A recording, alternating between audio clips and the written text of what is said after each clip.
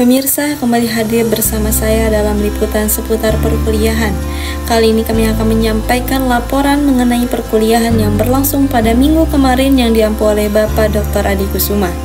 Pada pertemuan tersebut dihadirkan dengan materi yang sangat menarik dan mendalam seputar membangun kualitas berita investigasi, analisis sifat, jenis, tujuan, dan proses produksinya. Berikut beritanya, jangan kemana-mana, hanya di Fakta Frasa.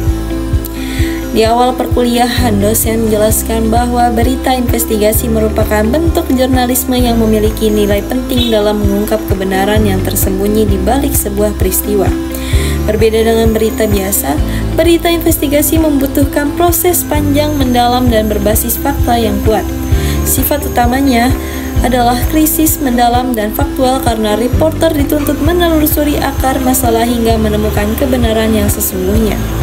Beliau juga memaparkan jenis-jenis berita investigasi, mulai dari investigasi sosial, politik, ekonomi, hingga kasus hukum.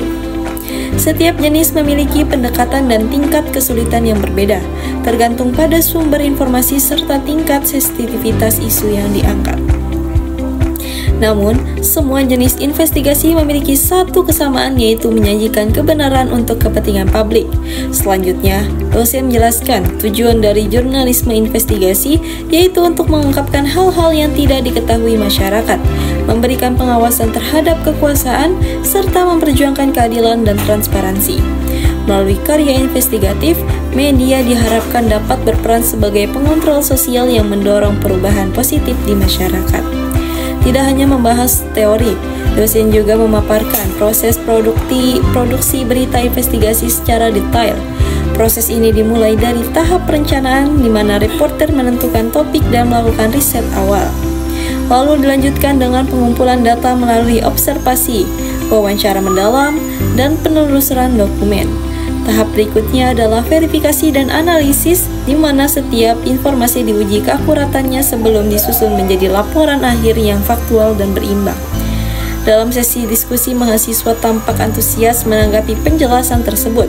Mereka diajak untuk berpikir kritis tentang bagaimana cara membangun kualitas berita investigasi yang tidak hanya menarik, tetapi juga memiliki nilai kebenaran dan tanggung jawab sosial.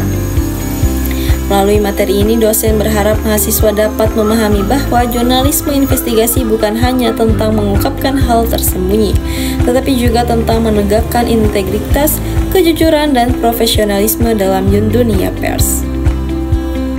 Pemirsa, demikianlah laporan perkuliahan kemarin dengan materi membangun kualitas berita investigasi, analisis sifat, jenis, tujuan, dan proses produksinya. Semoga materi ini memberikan wawasan baru bagi kita semua tentang arti penting jurnalisme investigasi dan kebebasan pers di Indonesia. Kami melaporkan dari Gedung Fakultas Dakwah UIN Sultan Maulana Hasanuddin Banten. Saya Aprilia Zahara pamit undur diri. Terima kasih atas perhatian Anda dan sampai jumpa pada liputan perkuliahan berikutnya hanya di Fakta Frasa.